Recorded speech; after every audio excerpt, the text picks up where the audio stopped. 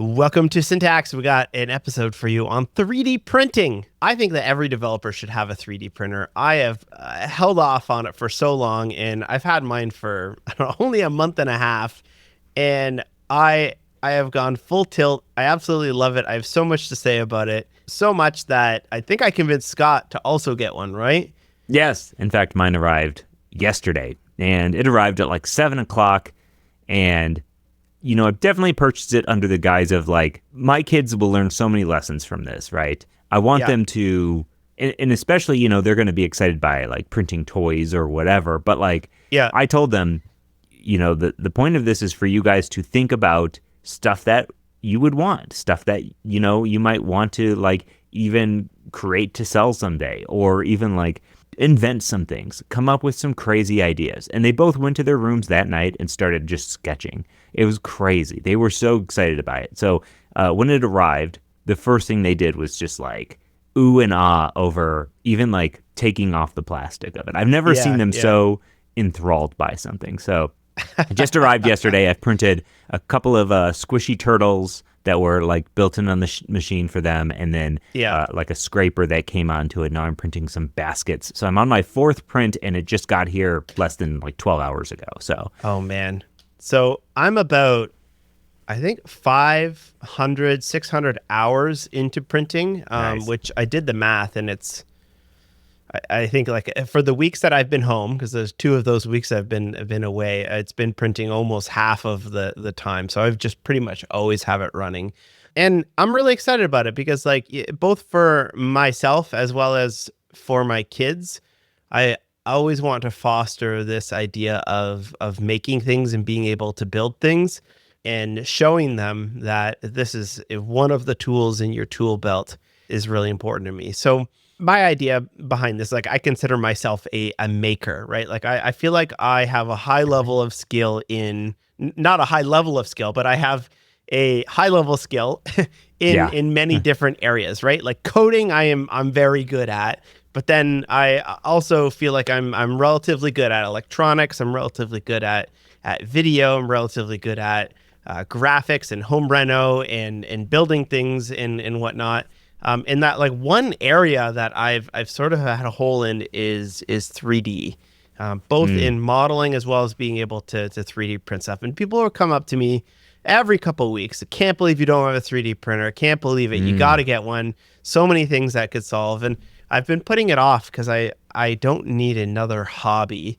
But I finally hit a point where I realized there's so many problems that could be so quickly solved with having this tool. So for my birthday, I got it this year, and I've been absolutely loving it. So this show, we're going to sort of go through explaining 3D printing, what the different printers are, things that you can print, not just printing stupid flexible dragons and whatnot, but like actually using it as a life improver. Talk about the different filaments, talk about designing your own stuff, and a little bit about coding models and using AI to generate models as well. Nice. Yeah, I'm stoked for it. And those of you out there who are also makers, there's no doubt that you are making bugs in your applications. That's right, because we all do that. I'm currently doing that. I'm working on a bunch of new components and new things for the new Syntax website. We're working on the third version of the Syntax website. And I know there's going to be bugs, so I'm making them right now. So for me, right now, it's especially important that we have a tool like Sentry on our side, so that way when we launch this thing and when we're testing this thing, and we're able to make sure that it, 1, is fast, 2, that it actually works well, 3, that it's up all the time. We have uptime monitoring through Sentry, and that our users are having a good experience without errors and bugs and all those things. And if those errors and bugs do happen, we know about it before they have to message, because who's going to message you saying your site's broken? I mean, Maybe Syntax listeners are more likely to do that than normal people. But if you're working on a product, man, most people aren't going to message them and be like, hey, the checkout flow didn't work. They're just not going to buy from you. So you want a tool like Sentry on your side. That's sentry.io/syntax. Sign up and use the coupon code TastyTreat. Get 2 months for free. This service and tool is really something extremely important to have on your side if you are writing production grade software. So check it out at Sentry. This podcast is presented by Sentry. And let's talk all about this. Yeah. I think you gave a great introduction to, just sort of broadly what this is all about. I do really resonate what you said. It's not about printing the 3D dragons, because there is so much junk in those, in the maker sites and all these things like that. There's so much junk. And I wanted to tell my kids before it came, it's like, listen, sure, we can print some toys here and there, right? But like, this thing isn't going to be about printing toys nonstop for you guys, or just like fill the house with a bunch of junk. It's going to be like, what can we make that is either inventive, interesting, exciting, or getting you, interested in seeing something come to life here?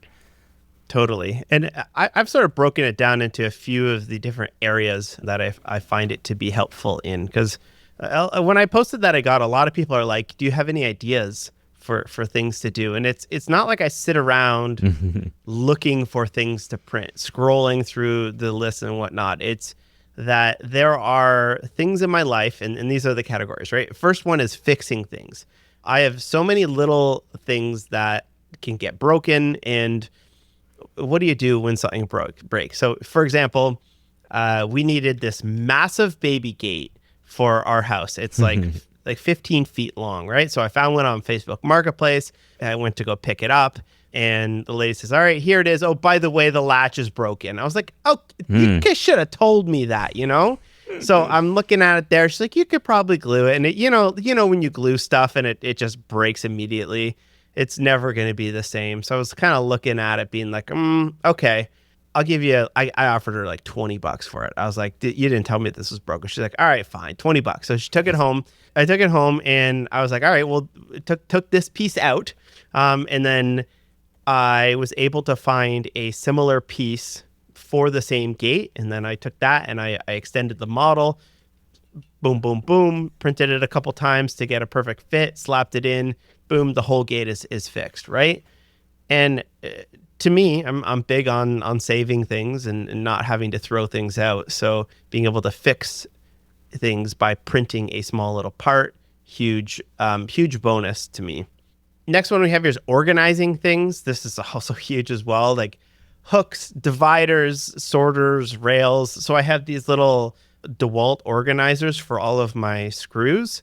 And I built some like wood things where I slide them in and out. And that's good, but I want them on drawer slides so I can slide it out and open it without having to take the whole thing out. And there's people that have designed these little things that can hook them right into rails, right? Or tons of little hooks. I'm printing this whole thing called multi-board where for the gym, so I can hang up all of our different attachments on it. And there's just this huge, it's like open source software. There's millions of different hooks that people have already designed, and you can make your own, or you can just download an existing one. And the organization on this stuff is top notch. Yeah, I think that's a big thing for me. I am an organizer in general, and we bought so many of these like container store bins and things like that, and they're expensive for what they are. They're just so generic in terms of like how they fit into your space. So that you end up like cramming like several of them that kind of fit into your location. Where like with these systems, I'm really excited to start to take bins that are more, not necessarily like, I'm not going to get crazy into the custom ones that like fit a pair of scissors exactly. But that seems like a bit much. Where it seems like a bit much. People take, what we're talking about is there's this thing called Gridfinity where people take their drawer and you make your whole drawer into a grid, and then you can like make little cups and little scissor outlines for every single tool that you want. And there's no chance I would stay on that, because as soon as I get one new thing, where's it going to go? What do you do? Or like the people that show examples like, oh, you have 3 tools? Like I have literally thousands of tools. I do plan on using Gridfinity for my drawers. Just like with a more generic system for it, because I have seen some really good ones for like, especially like cameras and lenses, of which I have, of which are just in bags and stuff. Like, I mean, like padded camera bags and stuff. But like, I could really use a system for that. And my drawers are definitely not being utilized in a good way because I just toss in there. So Yeah. yeah. There's a whole system out there called Underwear, which is for cable management. So you basically put this grid on the bottom of your desk called multi-board. That's what I've been printing for the gym. But then there's a whole system of stuff that clicks into the multi-board for like power bricks and hubs and cords and cable management and all kinds of stuff, which I very much need to do under my desk. I gotta get into that. Yeah, the organization is a pretty cool area. Improving things is another area where you have a product and you want to improve it. So, for example, at our cottage, we have a little Google Home, and where the plug is, it sucks, right? So we just kind of have it sitting on the ground, right? And I just 3D printed this thing. The Google Home goes in it, the cord wraps around it, and it hangs right out of the plug. That's a simple little thing, and you can buy them on Amazon for $15, or you can print one for like $1 worth of filament. Randy, our producer, he just borrowed one from his friend, and he's going bananas with printing all kinds of like adapters for his rack mount stuff. He printed a little monitor stand that it's like a little drawer that goes underneath his monitor. Basically like taking products that are popular and simply just improving them a little bit by adding a little adapter or adding a drawer to something. Seems like a great approach. Yeah, there's so many things here. And another one you have here is adapting things, shop vac mounts, all kinds of little things. If you go into any of these, whatever maker apps or websites or whatever, you can just search for, I have this specific tool, and the amount of different mounts or attachments or additions or anything onto your various devices, it's crazy, the amount of stuff that exists for this. I think that's been the most shocking thing for me is just how many things there are out there that fit everything. Yeah. Yeah, like it's amazing that like we're going to talk about building your own things and designing your own things, but like at 90% of the time somebody's already made it. And you can just go ahead and find it. So the adapters are huge. I made a bib dryer as well that hooked on. So our sink, we have this like main post where the water comes out, right? And we have a little sprayer.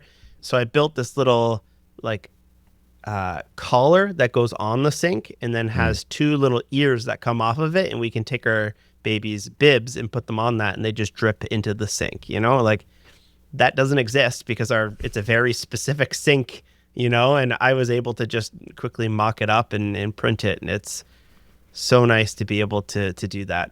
And then the last thing is just like I say it's just junk, right? Like toys, fidgets, cardboard construction. We still do print quite a bit of those as my kids love them. My daughter was bringing them to school and selling them. She got in a bit of trouble for that. I was wondering about that. I'm all for it. Because like I was always like a little huckster as a kid, bringing stuff to school, trying to sell it and whatnot. So she was starting to like sell it for money and for what she was trading it for, like gum and things like that. But then we got an email from the teacher, which I knew was coming, but I was like, go for it until they tell you not to. Yeah, it is funny. I come from the era. I'm sure. I mean, we're from the same era, but in our school districts, it was always like, you cannot bring pogs to school because kids are trading and fighting over pogs and selling pogs and all. Like there was such a firm line against like bringing stuff to sell. On school property. Nobody liked that, just specifically because of pogs. I think they were getting out of control. Maybe Pokemon stuff eventually, but yeah, it is something that I would encourage our kids to think of things that they could sell on Etsy, even if not a single one sells, just for that experience of like, let's come up with an idea of something that you would want, that you think other kids might want. Let's make it and let's try to sell it. And, you can tweak on that or whatever. It does not matter. Like I said, if it sells, I just want them to get those experiences of creating a product and really getting through that. Last thing I'll say about this is it's almost always cheaper, faster, and better than buying something off of Amazon. I've been finding, because You can get it, obviously you can get it faster. It's dirt cheap to print this stuff, and it often is the exact size or the exact fit that you need, and not something that is sort of close enough to what you want. So that's also been a massive improvement for this type of thing. People are always asking, like, it's kind of an expensive printer, but like even just the wall storage alone that I've printed for our gym, if I were to buy that in pegboard and pegboard attachments, or if I were to use like the IKEA Scatus, it would have been a couple $100. And I probably paid for 20% of the printer on that one thing itself. Yeah, crazy. Yeah. So let's talk about the actual printers. We're going to be talking about like filament printers, meaning that you get these rolls of 1.75 millimeter plastic. There's also resin printers, which is a totally different ballgame. We're not going to dip into that.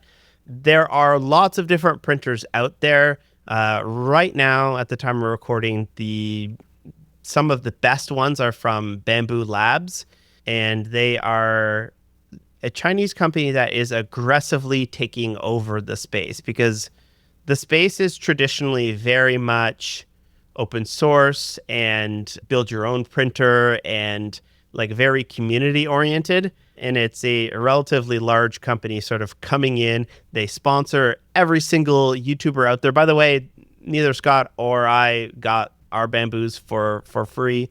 I have no contact with them if you're wondering, but they literally will give anybody with a pulse a free printer if they'll make a video about it. Yeah. Well, I thought about it, but I was like, I hate having to like do these brand deals where you got to like make a video and whatever. Just it's too much of a pain in the butt. And even if they're like, they sent this to me for free, but my opinions are not, beholden to that. It's always like, okay, sure. Yeah. Sure they aren't. Yeah, they sent you an expensive printer for free. Yeah. Yeah. Which I'm not above, so I will still do it. Yeah, if you like to send me one.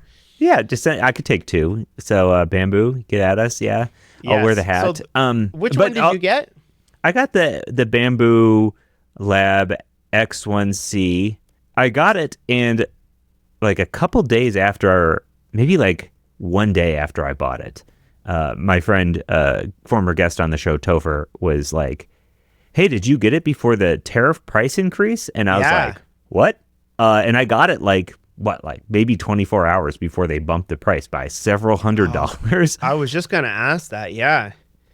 Yeah. So, got really lucky on that one. Holy cow. I had no idea. That's great. I also got the X1C because 3D printers are very fussy, and Bamboo has come out with this X1C. They have a couple other models as well where they take a lot of the fussiness out of it. So previously you've had to level beds on a lot of the models, and some of them need a heated chamber, and then there's a heated bottom, and there's just a lot that can go wrong. Think about how awful a color printer is and why literally nobody has a color printer anymore because they're so awful to work with. That's 2D. If you've ever opened up just a regular printer, there's a lot going on there. So imagine you also have to do something that is 0.2 millimeter precision, but in every axis, and things are heated, and it's different materials like this gummy stuff that can clog it up. And there's a lot that can go wrong. There's so many different variables. And if you don't like that type of thing, you don't like the sort of hobby of trying to fix things and whatnot, I do like that type of thing, but I honestly don't need to fuss with something else because I have a lot to fuss with in my life right now. So the Bamboo is just basically you just buy the thing, you plug it in, and while it is quite a bit more than a lot of their competitors, it's like the Apple of the 3D printer worlds, where it mostly just works. I gotta say, and it's really good.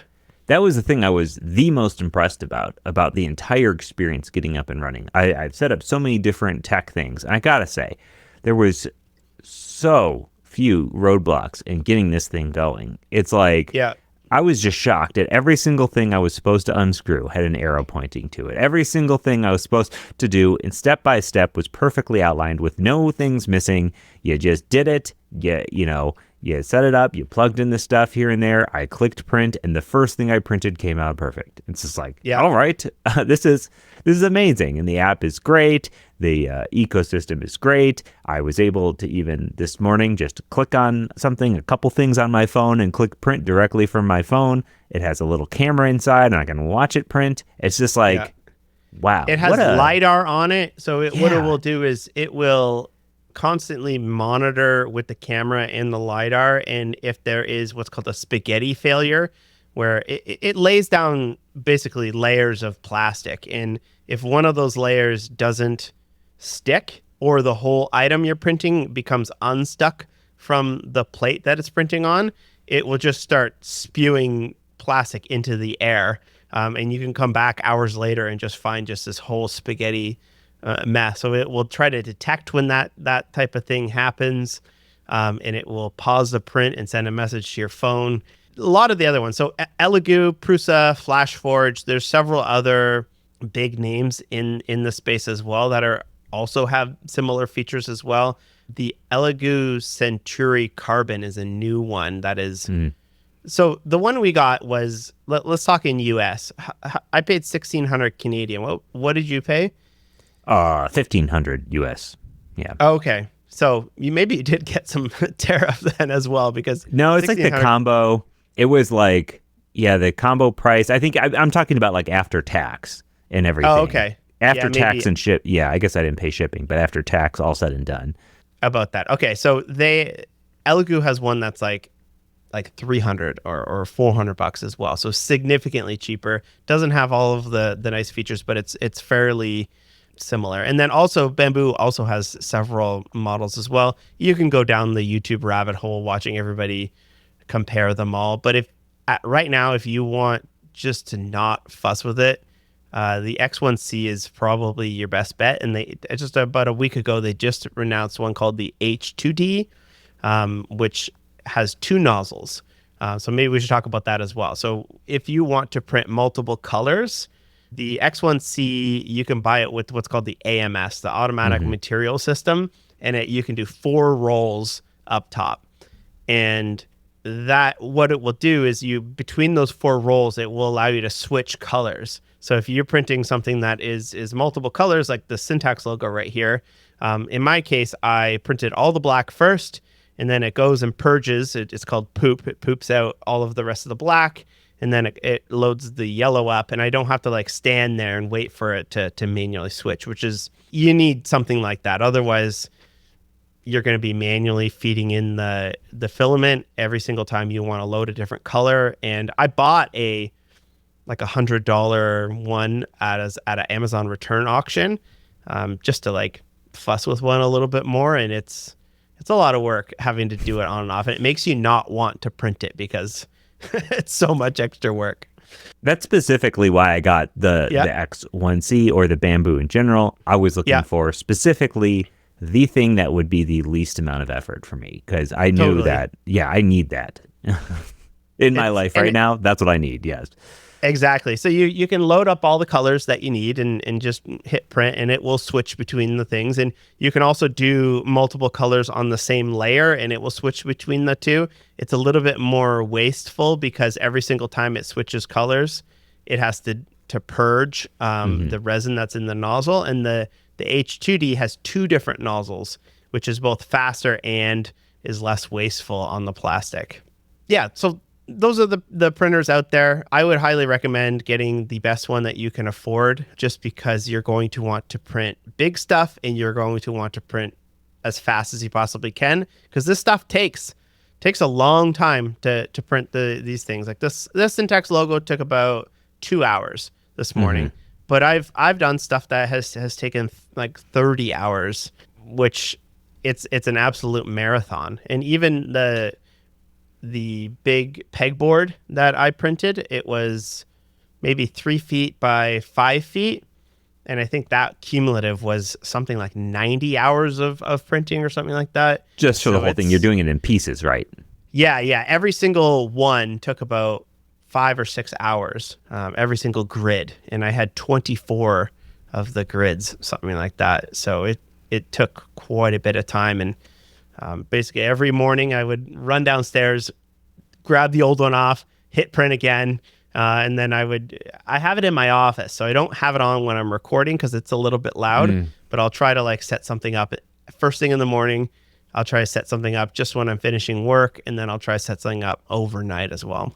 I have mine in the basement storage area. I'd like to build a little workshop table for it. Right now it's on a plyometric box that I have not been using that I made a long time ago. I built this like really sturdy, great plyometric box, and our kids are always like, what is this wooden box here for in the storage room? Oh, guys, let me tell you, when you get to be my age, you cannot do a bunch of jumping on boxes, at least with my knees. So, yes. Let's rattle through a couple things I've printed really quickly. So I talked about the multi-board, which is really nice. Check out the multi-board ecosystem. My whole mini fridge I redid with pop can dispensers. So it's like a bodega where they roll forward. And that was absolutely great because I could never fit the pop cans perfectly in there.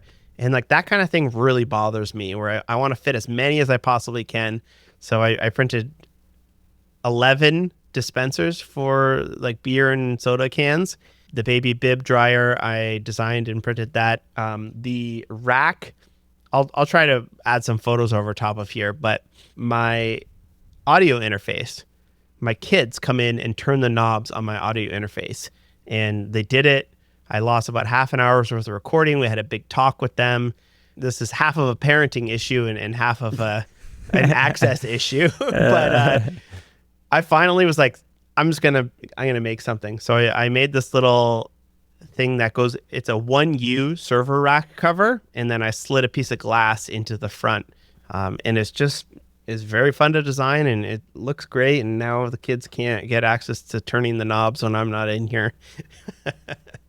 It's perfect. It's a great solution too. I think for that. Yeah. Garbage bag dispenser. This one is huge for me. So we buy these like Kirkland garbage bags, and I found a model that you can hang under the sink in like the most unused piece of space in our entire kitchen, which is like beside the sink underneath. And I just screwed it in, and then you can just rip a bag out. And every single time I use them, that was nice. Rather than just having like a random box of garbage bags under the sink taking up space. Coffee filter holder, pretty much like every little aspect of my life where I'm like, that's slightly annoying. I bet I can solve that with 3D printing. Yeah, and in that regard, have you been finding a lot of these things off the shelf on websites, or have you been designing most of them or half of them? Like, what percentage are you having to get into modeling for these? Probably like 70-80% of the stuff is already done.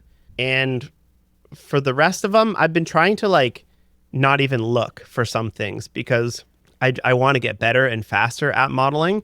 So anytime there's something that is relatively simple, I will not even look and try to just model it myself, so that when it comes time to something that is significantly harder, my skills will be there.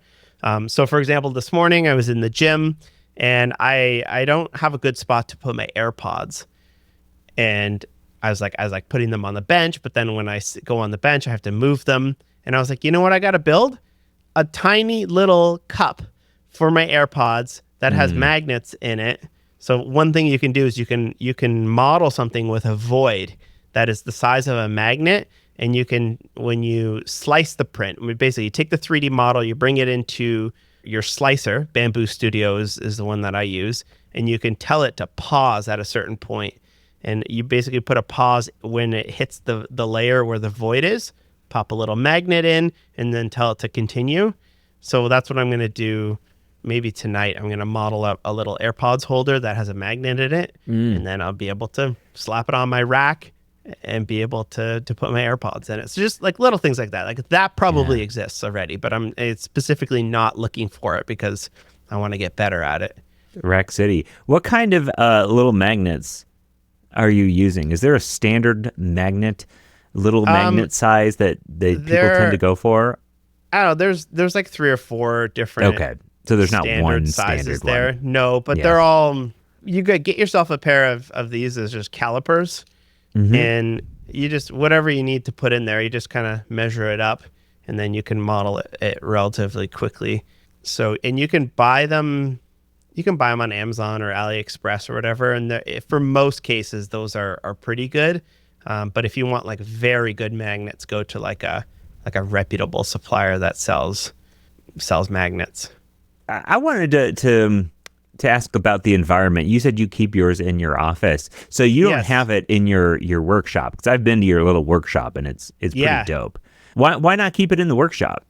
Yeah, so my workshop is actually built in a cantina, which is we live in like a very Italian neighborhood, and everybody has a back porch, and underneath their back porch is like this concrete room. You hang your salamis and you put your wine in there. And it's awesome, but it gets cold in the winter. And while the bamboo has a heated chamber, like it's a box that closes the door, I wasn't sure that I wanted to do that because I wasn't sure if it would work well. So I just put it in my office. I set it up now. I do have a couple other storage rooms I could put it in, but I kind of just like being able to look over and see how it's working, especially when I'm changing filament colors. You can just look over at what you got in there and set it up. So yeah, I've kind of like having it in my office. I was a little worried about fumes. Yeah. Because you're obviously printing plastic. We'll talk about the types of plastic in just a second, but it's not been an issue for me except when I'm printing ABS. So yeah, I like it in there. And I it's on top of my mini fridge. I put a whole bunch of the filament boxes that I got. I have them hanging on the wall. And while I thought I would move it, I think I'm just gonna keep it in my office because it's kind of a cool thing to have in your office as well. Yeah. So, okay, that's a good transition to filament. Filament is the types of materials that you are melting down and extruding, of which there's several different varieties. Wes mentioned ABS a second ago. PLA being the kind of the most common, most basic one. In fact, just about all the little things that I've done so far have all been PLA. But there are other types of filament that can get into different use cases. And what's interesting is that like this printer specifically can even print like kind of more interesting filaments like exotics. Exotics like carbon fiber infused filaments or glass infused filaments, those types of things. It's crazy. It's a wild world. So if you're just getting started, you're going to probably start with PLA. And PLA is it's generally made from corn. It's the same stuff that they make. You go to like a hipster coffee shop and you get the like biodegradable cup. Yeah. That's what PLA is made out of. And it has a very low melting temperature. It is very easy to work with. It doesn't have a lot of errors. And it's relatively cheap. So that's kind of why PLA is like the sort of intro one. And that's most of what I have with this type of stuff. PLA, they say it's like made from corn. It has a slightly sweet smell when it's printing, which is kind of nice. Like it smells good when it's printing, which is wild if you think about burning plastic smelling good. Everyone says it's like biodegradable. I don't buy that. People have like put PLA out in their garden for 5 years and it's totally strong. I think it is biodegradable over like the course of 100 plus years or something. Yeah, or via like a commercial composting with a high heat. So PLA is probably the most popular. PETG is like the second in command. PETG is this is what I printed this in. It's a little bit stronger, a little bit more weather resistant. So if you're doing something that's going to be sitting in the sun or maybe outside, or you just need like a little bit more strength, PETG might be the better bet. PLA is a little bit more flexible and PETG is a little bit more rigid. So it depends on like what do you need the strength for? Do you need something to be a little bit flexible in that, or do you need something to be very rigid? I've heard that ASA is good for outdoor and things that will be getting a lot of sun use. Yes. Have you used any of that or thought about it? I haven't even done any ASA yet. I don't know. We'll see. I haven't dipped into too many outdoor things just yet. But the other thing about it is I don't necessarily care if it doesn't last like 30 years, because you could just print another one. With like a lot of the stuff, like the baby gate, I just printed it in PLA, and I was like, I'll see how this holds up. And the kids are slamming it all the time. It's literally I'll post a photo of it. So PETG, you can also get clear PETG, which is kind of cool. TPU is like a flexible one. So some of the prints I've done needed like a gasket in them. So one thing I did is I printed a little box for my nephew with his name on it.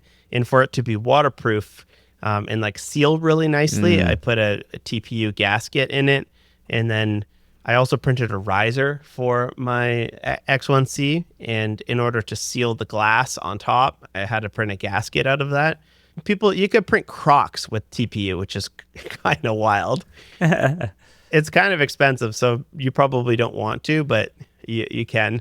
And then you have ABS, ABS is what your plumbing, your sewer pipe is made out of. And ABS is extremely strong. It's extremely cheap, but has very bad fumes. It's both smelly, and I don't think it's good for you to breathe in. So it's not a very popular choice. I do have a couple rolls of it, and I had to keep the window open when I was printing with it. A couple tool mounts. So I've got a Ryobi 18 gauge nailer, and I've never been able to hang it up because it's such a weird shape. And I found a hook that somebody made for exactly that model of nailer. And I just printed the thing up, and I also printed a whole bunch of battery holders for all my tool batteries. And I did that in ABS so it would be as strong as possible, because I'm always hitting it and throwing stuff up on it. And then like out of all of those different types, there's like basic, there's matte. The matte versions look the best in my opinions. The opposite of matte is silk. And I printed this one in silk, and you can see a lot of the layer lines. Yeah. So the more shiny it is, the more it shows the little imperfections. And then the more matte it is, in my opinion, the better it looks. So I've been trying to go with either just the basic PLA or going matte with a lot of these. And then there's rainbow, there's galaxy, there's stone looking ones. There's all kinds of really fun ones you can buy. Yeah, I think that's my wife, Courtney. I think that's one of her problems with it is like, she hasn't seen anything that looks like it wasn't made out of a 3D printer, which I'm sure most of the things do. So it's going to be finding what that right combination of things are to get it looking perfect. The bamboo makes everything look amazing. Like the first couple things I printed, I posted on Twitter, and so many people were like, "That looks." I'm just used to these like garbage stringy layer lines, and it looks very, very good, especially. So when you print them, you have these different plates, and you can get these plates that are micro etched. And so I'm showing a rainbow star one. This one has like a rainbow glitter. There's a carbon fiber one, this kind of like cool thing. There's flat. And when you print it on that, the patterns of these plates are mirrored on your thing. So okay. You can get really cool. This is like the basic background where it's kind of just a pebbled look. It looks really nice. Huh. I didn't realize that. That's interesting. Yeah, it's a wild world going into all the different upgrades and whatnot. Yeah, I've been watching so much 3D printing YouTube. I know all of the top 10 upgrades you need to make to your X1C right now. Oh, yeah. Yeah. So good. So when you buy a spool of bamboo filament, it comes with a little RFID tag in it. And when you put it into the AMS on top of the printer, it scans that RFID tag, and it automatically tells you in the software what colors you have in. And if you buy filament that is not from bamboo, like I have a spool from Sunlu here, you have to manually go in and do that yourself. People are working right now they figured out how to cryptographically decode all of those tags. And then there's also several other projects out there right now which are trying to replicate the sort of the same experience, where you tap a filament spool against some sort of RFID reader, and it will send that data over to your printer over MQTT. So I bought a Proxmark 3, which is for reading and writing RFID tags. And I'm going to be getting into that. But what I've been doing is I'm just taking the RFID tags off of the Bamboo ones, and I'm putting them on the equivalent of third-party spools, and it works. It works great, and no problems. The Bamboo filament is a little bit expensive, but it's very good. But I've also bought lots of cheap filament, and that stuff I've had almost no issues, except I had one clog from the marble PLA, and I think it's because, I don't know, there was a little speck of something in that PLA that got caught in the extruder, and I had to do a process where I pulled out the filament, and I found it was like a little speck of something that was clogging it up. Interesting. So in your experience, you have gone cheaper, and when you go cheaper, where are you getting that filament from? In Canada, at least, the Bamboo filament, if you buy 4 or more, is $19 or $20 a roll, which is $14.50 US for a refill. And it's great because you can reuse these spools, and you just slap it on there. It comes with it. So it's honestly not that bad of a deal if you're buying the refills, and then you just stay in the system and it just works, you know? But the thing is that there's so many cool colors that Bamboo doesn't have. So I've been trying to find them from all over the place. So I have found really good success on Amazon in Canada. I've found one really good deal. I think it was a misprint. I found 6 kilograms for 66 Canadian, which turns out to be 11 CAD to USD is $7.88 Canadian, which is really, really cheap. So I bought 12 in just like matte white, because I print so much like tester stuff, and I was like, I just need like a really cheap filament, and it's been absolutely awesome. So Amazon's really good. Amazon warehouse returns, when people return stuff to Amazon, they often put it back for sale for 30-40% less. So if you check, there's a website, dealforager.com, just search for filament. You can often find really good deals on there. I just ordered some like 30 kilograms off of Temu, which might be a scam. I don't know, but like it shipped, and it shipped via FedEx, and the FedEx is telling me that it is the same weight as I would expect. But like, I think every now and then these sellers on Temu and whatnot will put stuff really cheap so they can drum up a bunch of reviews. So I found it, and I was like, holy, this is really, really cheap. So I ordered like every color that they possibly had, and now the price has gone back up. So we'll see if I get a box of rocks or not. But it was like something like $8 a kilogram, which is less than half of what I normally can buy it on. I love your adventurous spirit here in these types of things. I don't think I would, if I would have seen that, I would be like, that's a scam. I'm not doing it. I was just like, well, like, why not? You know, like there's zero risk. The people are always like, oh, they're going to steal your credit card. They're not going to steal your credit card number. Like no, they might steal your money, but they're probably not going to steal your well, credit if they card. do, then you get it back. You file a chargeback, or you contact them and say that I didn't get what I wanted. Yeah, zero risk, I think. We'll see. I spent a couple $100 on maybe a box of rocks, but stay tuned.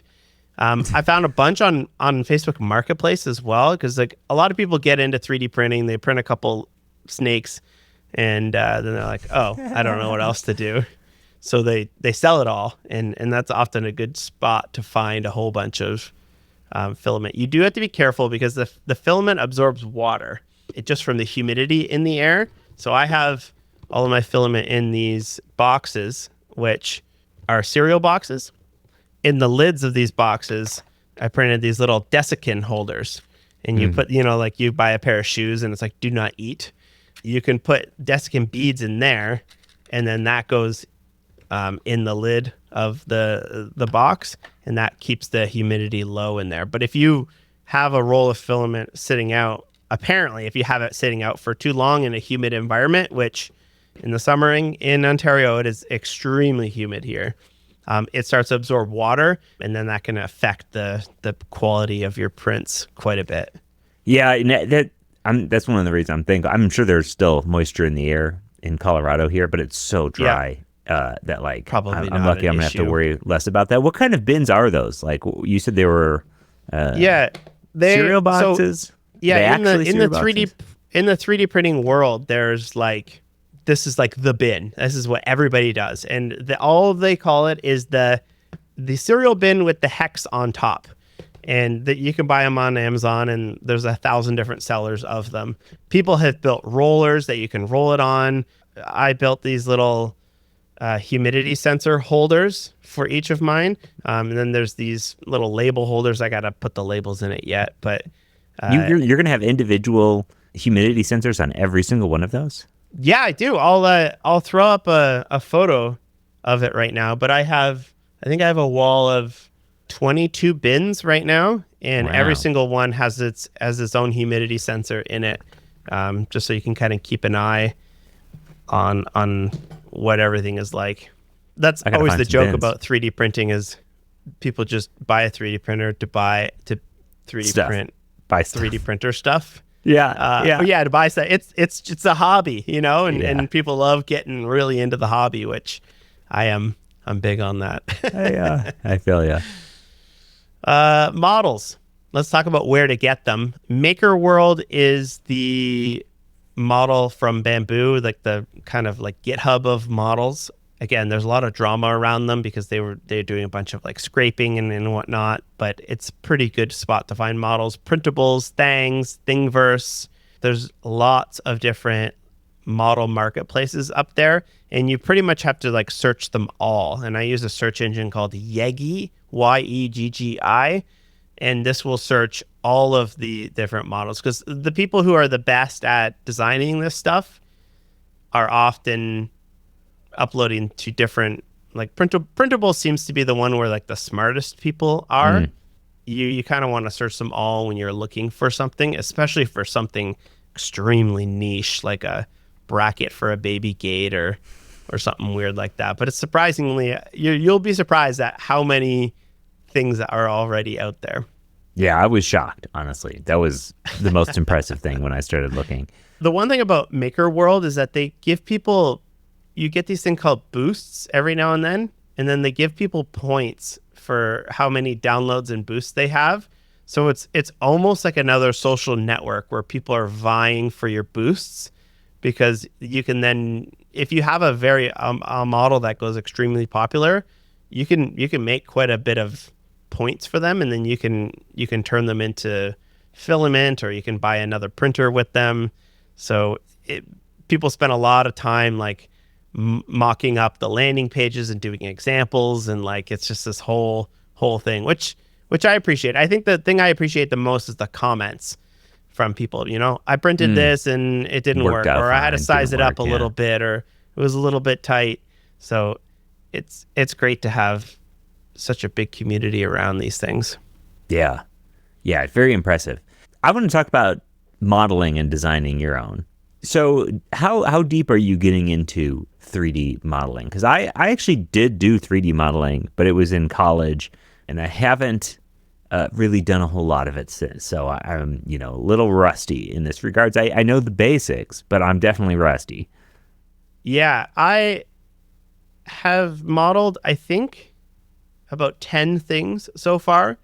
And the first time that I did it, I was so extremely frustrated with these apps. And I didn't know, like when you're using an app and you don't know what you're doing, you're just trying to click on something. And you're like, how do I just click on that thing? And Yeah, I had totally. to sort of like peel it back and watch a whole bunch of tutorials on like the fundamentals behind it. So this is this idea that you sketch out what you want in 2D first, and then you can extrude things. And then you can also have like relations between things. So if you want to scale it up or down, what happens when you resize one of these items?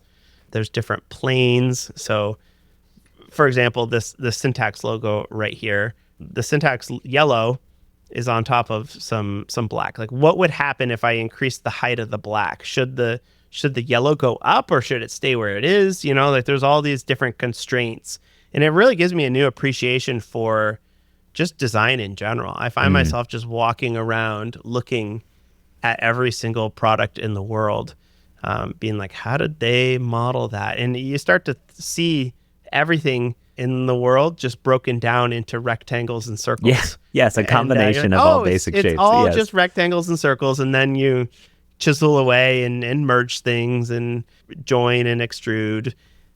But I feel like I'm like pretty comfortable with it. I'm not at a point where I'm like an engineer. I'm going to build a car, but for the basic stuff that I'm doing, whereas I just need to build this thing, it really doesn't take all that much if you're a relatively competent developer who is used to taking on a new thing and learning something.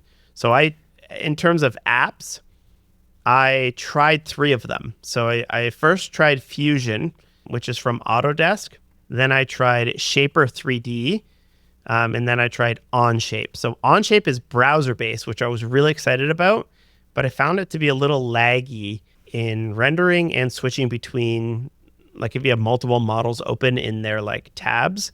I found it to be a little laggy, which kind of killed me because it's the web, So Shaper 3D is by far the most user-friendly, especially for somebody doing it brand new. I gave it to my daughter, and they have an Apple Pencil, and she was like extruding stuff and making a teacup, but it's really expensive. It's like $40 a month or something. Ooh. So I ended up going back to Fusion, and I was wrong about it at first. I was really frustrated. I thought it was garbage, but like Fusion is what most of the industry uses, not just 3D printer, but anyone who's building like real products, they're likely using Fusion. And once you understand how everything works, there's bazillions of tutorials out there. Every single time I need to know how to do something, I just search it. There's always some like 6-minute YouTube video that I can learn how to do it. So, and it's free for makers, so you're not going to be paying for it as well. You can have 10 models at once, and then you can just turn your older models off to read only, and you can just keep making more and more. Nice. Is there any particular YouTube channel that you found to be the best for this, or just you're looking things on an as-need basis? Not really. I literally just type in exactly what I want, and then I will find that. I also found it really helpful to just search on TikTok and watch people build something from scratch, because it's not like I don't know what I'm looking for in a lot of the cases. So watching it's like coding tutorials as well. I don't necessarily know what to search for, but if you just like watch someone build something from start to finish, you find out, oh, I didn't realize that tool. Oh, okay, I see what you did there. Oh, you have to do a sketch on you got to add another plane on top of that thing instead of sketching it from the Z-axis flat. I don't know. It's really fun. Like I really enjoy it, and I feel like I'm getting pretty good at it after maybe a month of doing it. And like I'm not even this is just in the evenings. I poke around it. I had it for a couple hours here and there, so it's been pretty good. Yeah, I love to hear all that. Modifying existing models. So most of the models you find online are STLs, which are like a mesh. And when you edit in Fusion, it's not a mesh. It understands like what your sketch is and what you've extruded. And it's actually really cool because I realized Fusion is just a giant state machine. You can spend like an hour building something, and then like I realized, shoot, I made that thing too small. So you can go back to the very first step, change something, and in most cases, it will ripple the changes. It will replay your entire timeline of changes on top of that change. And you can always scrub back and forth in your entire timeline and change stuff at any point in time, which is like a state machine or like a time travel debugger. And I thought that was really nifty as well. But what was I saying? Existing models, STLs, they're meshes, and they're a little bit harder to edit, which is kind of frustrating. It's kind of like the compiled code. So sometimes authors will upload their original like Fusion files, which is really nice. But other times you just have to, there are some tools in Fusion for converting meshes back to Fusion files, but in my experience, it's been kind of tricky, and I haven't gotten really good at that just yet. Yeah, so let's talk about code in AI. I mean, we're programmers, and we can automate things or do things with code. Have you dove too much in using code in this space? Because I don't even know what's out there, honestly. Yeah, coding them. This is kind of an interesting world as well, because not only can models be generated by clicking around in like Fusion, but you can also generate them with code.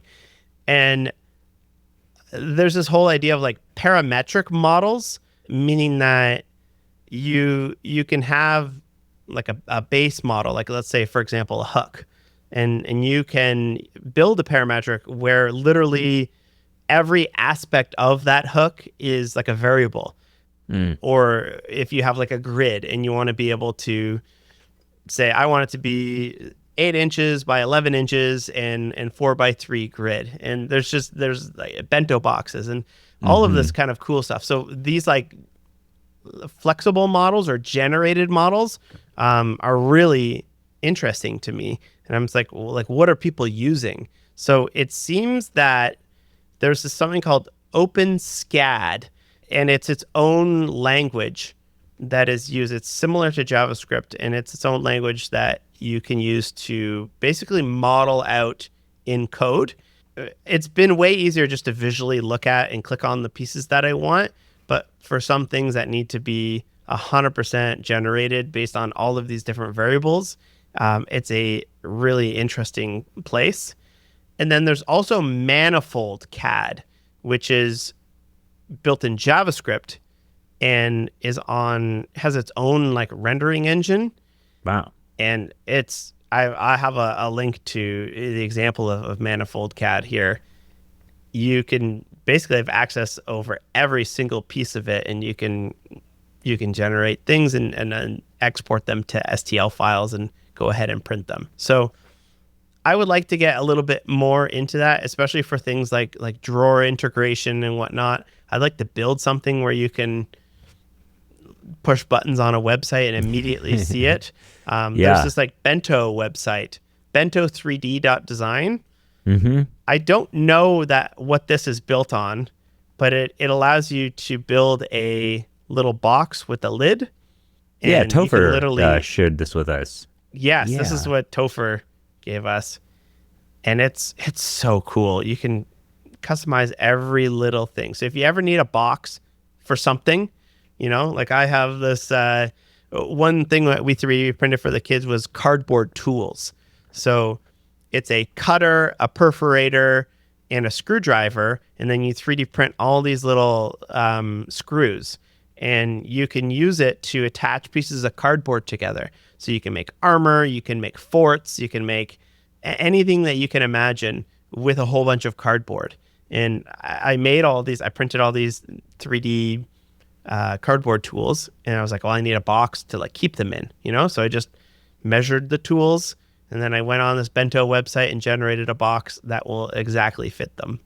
Wow, man, this thing rules. Yeah, it's a pretty wild world, and like I realized that like there's just so many little like rabbit hole aspects of 3D that like this is not even touching game design. This is not even touching. It's kind of touching product design, but then there's like the coding aspect to it. But then there's like Blender as well, which is a whole nother world as well, where people are building, like Blender has the ability to have like variables in it and you can see it in real time. And then there's AI. There's a whole bunch of kind of neat stuff in AI for this. There's some people working on like a chat, like a cursor for 3D.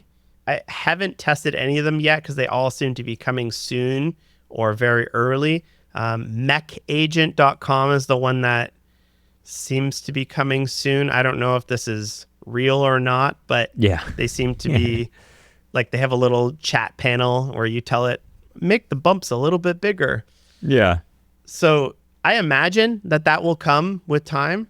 And then there's also like MCP servers for Blender and for Fusion that people are sort of working on, but again, very early days for this type of thing, but I would imagine we'll start to see like a Copilot for 3D start to pop up relatively soon. And then there's these Hunyan 3D, which is a model from Tencent, and you can upload just photos to it, and it will kick out a 3D model out the other end. It's not very good. Yeah. But it's still impressive. I took a photo of every angle of myself, and then I 3D printed it, and it didn't really look like me. I think you could much better just use like a newer iPhone that has the like LiDAR or something in it, and just like actually scan your face. So you probably get a better. And they do make scanners out there, ranging from really impressive, expensive ones to really cheap and unimpressive ones. Yeah, definitely. Yeah, like the Xbox Kinect is a 3D scanner, right? And I don't think the resolution is very high, but depends on what you're trying to scan. Like if you're trying to scan something really tiny, like an action figure, or you're just trying to scan like a headlight for a car. Yeah, maybe that would work as well. But what a world! That's holy cow! It's a cool world. We talked about it for an hour. I could talk about it for 1,000 more. There's so many things we didn't touch upon. But yeah, give me a month and I'll be in the same universe. I've printed now 4 things, so I'm like maybe we'll do it like a follow up as well, because again I'm only like a month and a half in. I feel like I'm in a spot where I can confidently talk about most of the things, and I feel like I've hit a lot of the issues, but there's people that have been at this for 10 years, they know absolutely everything. Word. Cool. Well, thank you so much for this. I really personally appreciate it, because I got a lot to go on here. Yes. My mind is open. I'm in the zone. So I would love to check in a little bit. Now let's get into the part of the show where we talk about sick picks, shameless plugs, things that we are liking, enjoying right now. And yeah, I don't know if you got something ready to go, or if you want to think about it for a sec. Yeah, I'm gonna sick pick the AMS riser for the Bamboo X1C. Hey, so this is literally something that you 3D print. It takes like 3 kilograms of filament. So this is an absolutely monster print.